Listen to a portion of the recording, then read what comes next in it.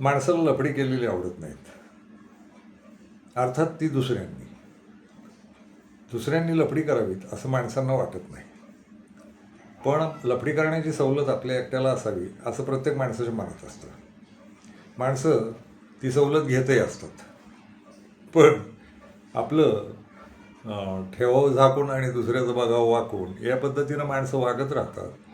आणि लैंगिक लफडी कुठं सापडली तर हीच माणसं ज्यांना वाटतं की दुसऱ्यांनी लफडी करू नये, ती सवलत आपल्याला असावी, ती माणसं अतिशय थया नाचत त्याचं भांडवल करायला लागतात, त्याचं गॉसिपिंग करायला लागतात आणि खूपच वाईट चाललं आहे या समाजात अशा पद्धतीचं बोलत राहतात. आपण त्याच वाईट समाजाचे घटक आहोत आणि आपल्या आतमध्ये लैंगिकता वासना आहे याच्यावर झाकपाक करून ते झाकून ठेवून माणसं दुसऱ्यांबद्दल खूप तीव्रतेने बोलत राहतात की हे लफडेबाज आहेत आणि हे घाण आहे. दुसऱ्यांना घाण म्हणण्याचा अधिकार प्रत्येकाला आहे. स्वतःला घाण म्हणायचं की नाही हे मात्र माणसाचं ठरलेलं असतं. माणसं लफडेबाजी करतात पण ते म्हणतात हा निसर्ग आहे, मला निसर्गाची सवलत आहे आणि मी निसर्गासारखा वागतोय.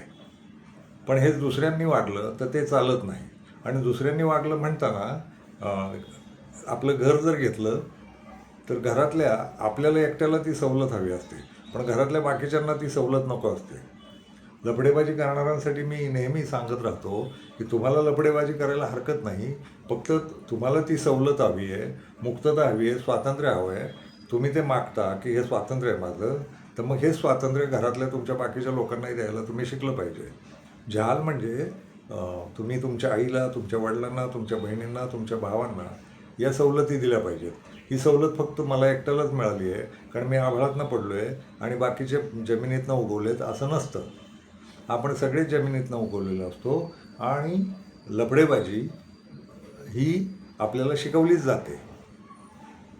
तर त्या लफडेबाजीतनं स्वतः बाहेर राहिलो तर दुसऱ्याकडनं अपेक्षा करता येईल की दुसऱ्यांनी लफडेबाजी करू नये. लफडेबाजीची ती गंमत आहे म्हणजे. आणि तुम्हाला जर ती सवलत हवी असेल तर ती इतरांनाही निसर्गानं दिलेली आहे हे लक्षात ठेवावं लागेल.